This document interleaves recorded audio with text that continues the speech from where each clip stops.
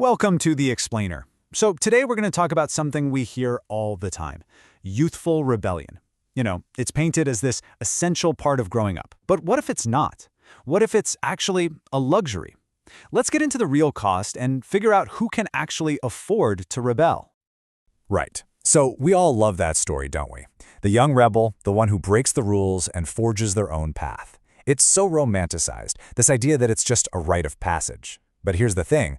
What if that freedom to fail, that whole idea of rebellion, is actually a privilege that most people just can't afford?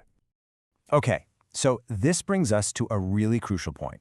Let's dig into the high cost of rebellion, and more importantly, why that price tag is wildly different depending on who you are.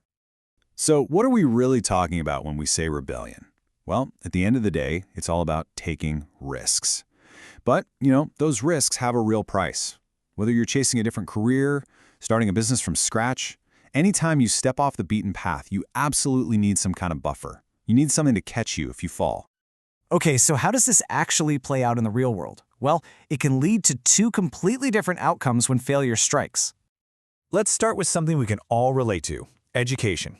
Look, for someone with a solid financial safety net, bombing a big exam, it's a setback, sure, but it's a temporary one. They can get tutors, they can retake the test, they can try again next year. But for someone without that cushion, that exact same failure can be a complete dead end. There are no second chances. You just have to move on. And this gap, it gets even bigger when we start talking about entrepreneurship. I mean, think about it. If you have family money and connections, a failed business is just a learning experience. You write it off, you learn your lesson, and you move on.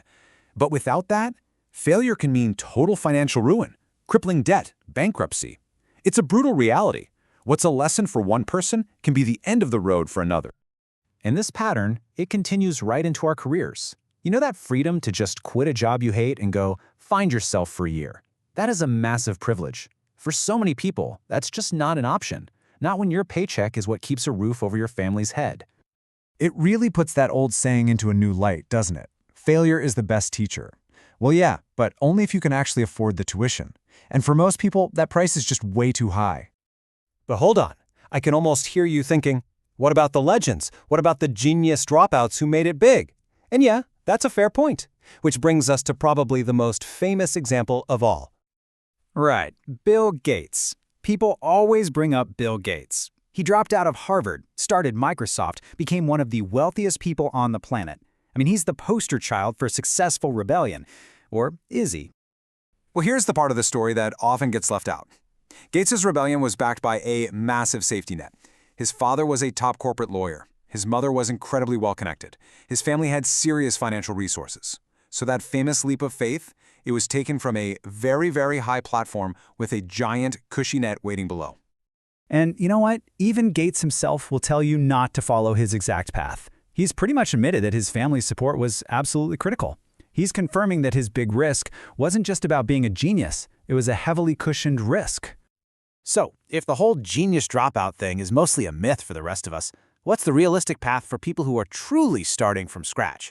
Well, the stories of actual self-made founders painting a very, very different picture. Let's take Zhang Ximen, the founder of Haiyou Group. He started his huge company with just 3,000 RMB. To put that in perspective, that's around $400 US. With that little capital, he had absolutely zero room for error. So his success wasn't some reckless gamble. No way. It was a careful, step-by-step, meticulous plan. From getting his materials to perfecting his process to flawless execution, every single move had to be perfect. And why? Because one mistake, just one, could have sunk the entire thing. And we see that same exact pattern with Arthur Huang, the founder of the recycling company MiniWiz. He didn't start with a big family loan. He built his company slowly, piece by piece, using the one asset he owned completely, his own professional expertise. He didn't get handed a foundation. He had to build his own, brick by brick. Okay, so after looking at these totally different stories, what's the real lesson here? What's the surest path to success when you don't have that safety net already in place? The tough reality for most of us is that success isn't really about some romantic story of rebellion. It's about careful planning, it's about diligent execution, and it's about building your own foundation through hard work and becoming an expert in your field. It's about being so prepared that your very first shot is the one that counts. So as you think about your own path, your next big move, this is probably the most important question you can ask yourself. Is what you're about to do a wild gamble, or is it a calculated strategic move? Thinking that through could make all the difference. Thanks for tuning in.